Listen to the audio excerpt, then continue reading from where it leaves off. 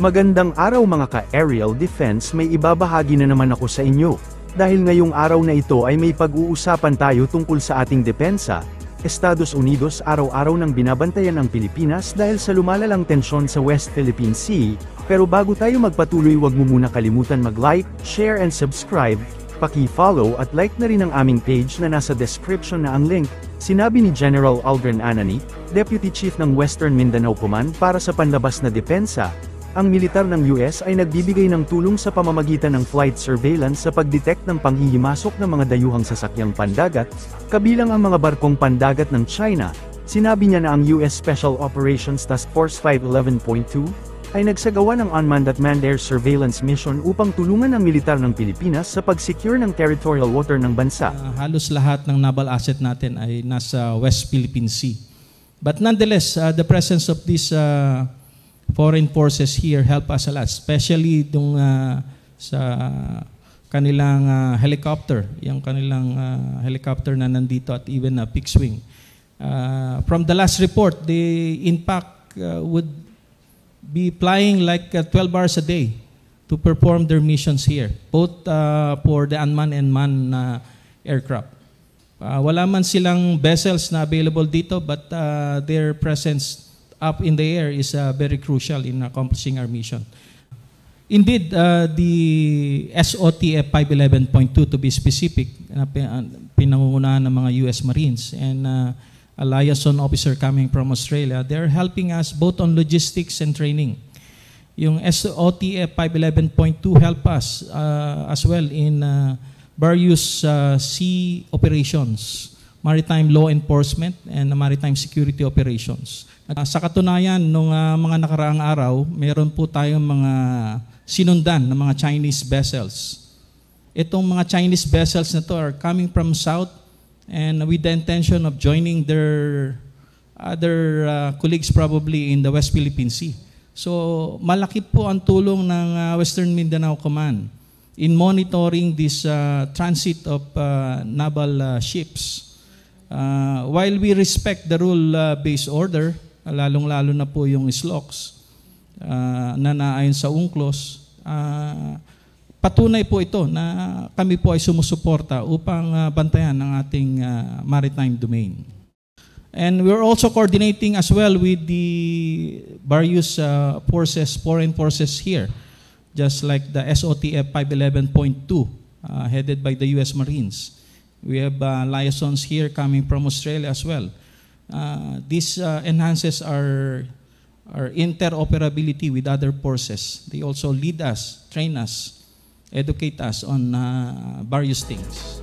Ibinahagi naman ng Armed Forces of the Philippines ang mga naging hakbang at magiging hakbang ng Pilipinas para ipaglaban ang West Philippine Sea. Kasama na rin dito ang pakikipagtulungan sa mga kaalyado nating bansa, katulad na lamang ng Estados Unidos, Australia at Japan at marami pang iba na handang tumulong sa atin na magpatrolya sa West Philippine Sea.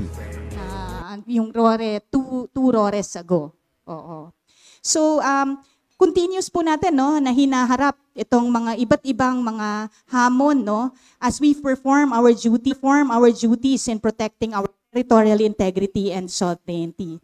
So nonetheless, patuloy po rin natin no, ang ating commitment towards asserting our rights at ang ating interest through diplomatic channels and under the rules-based international order. Of course, led by none other by our Commander-in-Chief, by our President. No? So ang approach natin dito remains fair and pacific. No? We focus on de-escalation.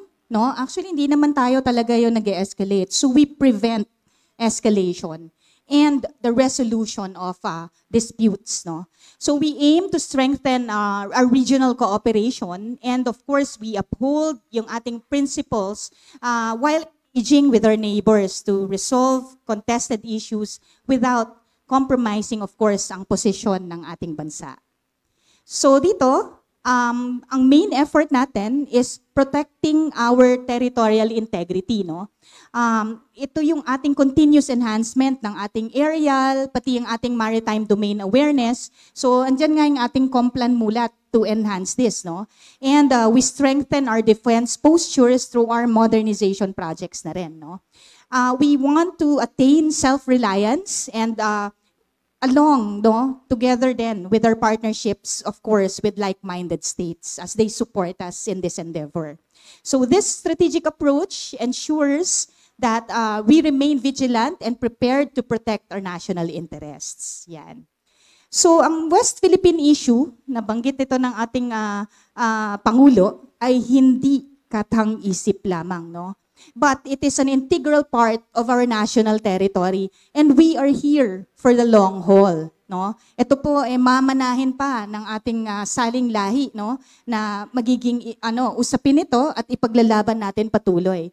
Therefore, as we assert our sovereignty and our unwavering resolve and we remain committed to defending our maritime zones, ipaglalaban natin, no, ang ating soberenya dito sa ating archipelagic sea lanes.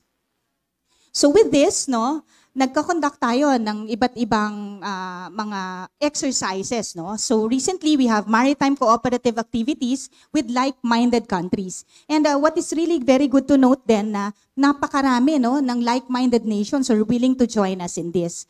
This is crucial because we want to enhance our regional security, interoperability sa kanila, no, sa ating mga operations diyan and missions that we conduct, and collective defense against shared maritime threats. Hindi lang ito, no, defense siya, but also humanitarian assistance and disaster response. This is a very good exercise that we also conduct.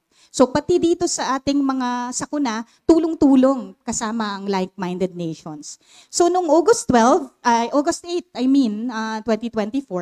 ang ating Sandatahang Lakas ng Pilipinas kasama ang Armed Forces ng Australia, Canada, and the United States, no, we concluded ang ating first na yung apat na to, multilateral maritime cooperative activity. So ginawa ito sa Western Command Area.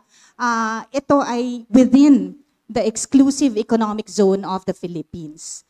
And on August 2 naman, ang ating Sandatahang Lakas din through our Philippine Navy and the Japan Maritime Self-Defense Force, nag-conduct din tayo ng isa pa, no?